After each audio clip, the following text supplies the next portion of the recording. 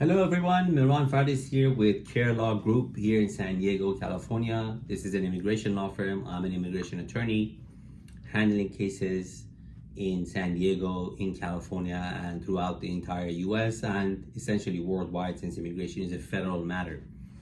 The purpose of this video today is to discuss the newly elected President-elect Trump and what potentially immigration policies might be coming to US and what to look out for. I've been getting a lot of calls in the last few days. People are a little concerned about different matters, and understandably so. So I wanted to give my opinion about what may or may not be happening going forward in the next months or year. Of course, these are opinions. Nobody knows what exactly is going to happen, but we can kind of assess things based on the previous Trump administration, what they did, what they focused on, and what matters to them more, what doesn't matter to them that much, and what you should be on the lookout for as an immigrant or somebody who's maybe planning to come into US. My opinion is that the first thing that the Trump administration will be focusing on will be the border issue. He has been talking about it. That's not a surprise. He has said he wants to close the border.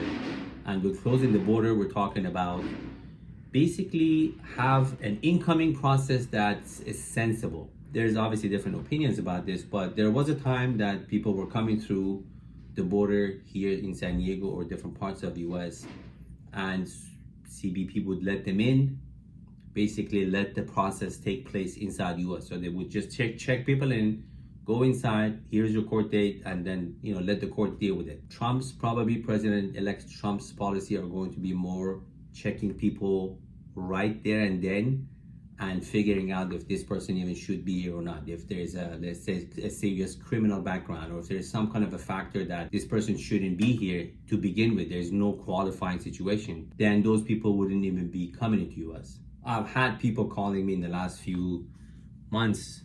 This guy called me and he said, I'm trying to file for asylum. Okay, where are you from? I'm from country, let's say Afghanistan. So a country where he wasn't from Afghanistan, just as an example. Let's say he was from Afghanistan, a country where potentially you could have an asylum case from because there's systematic oppression. Okay, so when did you leave Afghanistan? Oh, I left 15 years ago. Okay, where have you been in these 15 years? Oh, I was in Sweden. Okay, what did you do in Sweden? No, I've lived in Sweden. I'm a Swedish citizen.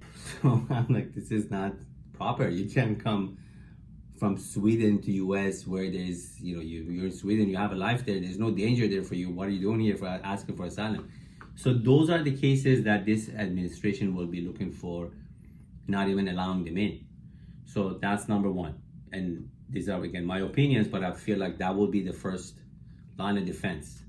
Make sure people that are coming in have a legitimate case and kind of inspect things right there at the border, either at the border or in Mexico, like the check in Mexico rule they had back when President Trump was in office, 2016 to 20.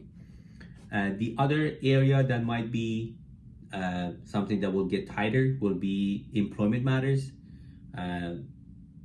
This administration will want to have more jobs for Americans, so the requirements for who can be in US working on some type of work visa most likely will be more stringent. So H-1Bs, different type of employment-based category applications, maybe H-2As, H-2Bs, those will be impacted or will be more complicated, or maybe under a more of a magnifying glass analyzed. The other part of the process, let's say marriage-based green cards, all the other applications that have been a part of the US system probably will be scrutinized a lot more. Green card applications inside US, marriage-based, probably interviews will come back. We've had no interviews for almost 2 years now, but most likely they'll come back.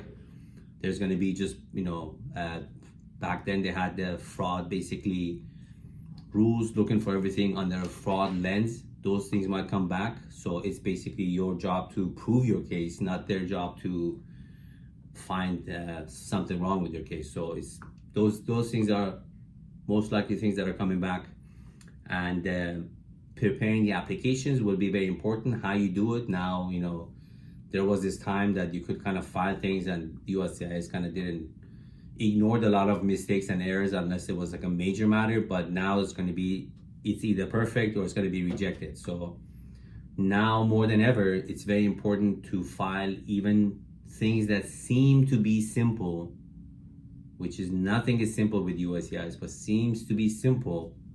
Have it reviewed by an attorney at least. Don't just send things to USCIS. If I could write a book about people that are calling me every day, cases that I receive every day, that people have filed things themselves, something like a fiancé visa, you think it's just a form, but it's improperly filed. By the time the mistake is caught at the embassy where the interview is taking place, a year and a half to that point, and then another 2-3 years of delays, it's just not worth it. Your time is really has value. So if you're willing to spend, if you're okay with 2, 3, 4, 5 years of delays, then you can do things on your own. But if time is important to you, then I would say work with an attorney, especially now. You don't want to have any mistakes from this point on. Things have to be perfect. The way they're processed, the way they're sent, the way they comply with the new upcoming USCIS rules. The other area that I think will be probably part of this administration's policies will be really monitoring people that are here out of status, that have committed some type of crime, that have basically done something, that have gone through the court system. ICE probably will be monitoring those more closely and either rounding them up or basically going after those guys.